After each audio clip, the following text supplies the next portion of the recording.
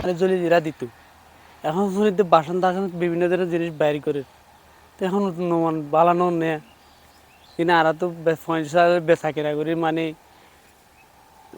School কলেজে যাইতে মানে খরচ ব্যবহার করতে পারে।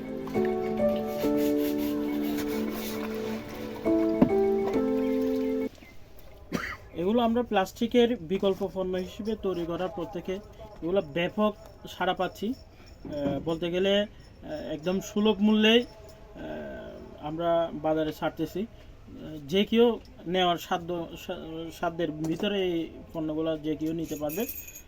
আমরা যদি এগুলো সরকারের আরেকটু সহযোগিতা পাই, তাহলে প্লাস্টিকের বিকল্প পণ্য হিসেবে আমরা এটা বাজারজাতকরণ করতে আমাদের খুব অল্প সময়ের মধ্যে আমরা এটা বাজারজাতকরণ করতে পারবো।